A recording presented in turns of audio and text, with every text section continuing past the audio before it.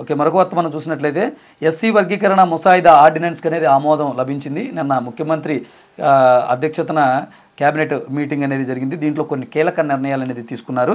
ఏంటంటే అది శాశ్వత అసెంబ్లీ హైకోర్టు నిర్మాణాలకు అనేది గ్రీన్ సిగ్నల్ వచ్చింది. ఇక మే 2వ తేదీన ప్రధాని చేతుల మీదుగా రాజధాని నిర్మాణ పనులు అనేది మళ్ళీ పునర్నిర్మాణ పనులు అనేది చేపట్టబోతున్నారట. ఈ నెల 26న మత్స్యకారులకు వేట నిషేధం సాయం కింద 20,000 పంపిణీ అనేది చేస్తారు. ఐటీ డేటా సెంటర్లకు ఎకరం 99 పైసలకే భూమి కేటాయింపు, గ్రైనైట్ ఇండస్ట్రియల్ మినరల్ లీజు 20 నుంచి 30 ఏళ్లకు పెంపుదల.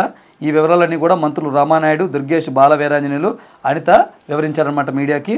ఇక ఎస్సీ కులాల రిజర్వేషన్ల ఉపవర్గీకరణ ముసాయిదీ ఆర్డినెన్స్కు రాష్ట్ర మంత్రివర్గం ఆమోదం తెలిపింది. గ్రూప్ 1లో రెల్లీతో సహా 12 ఉపకులాలకు 1% రిజర్వేషన్లు, గ్రూప్ 2లో మాదిగలతో సహా 18 ఉపకులాలకు 66.5%, గ్రూప్ 3లో మాలలతో సహా 29 ఉపకులాలకు 7.5% రిజర్వేషన్లు, 200 రోస్టర్ పాయింట్లతో సహా రాష్ట్రం యూనిట్గా 26 జిల్లాలో అమలు చేయనున్నారన్నమాట.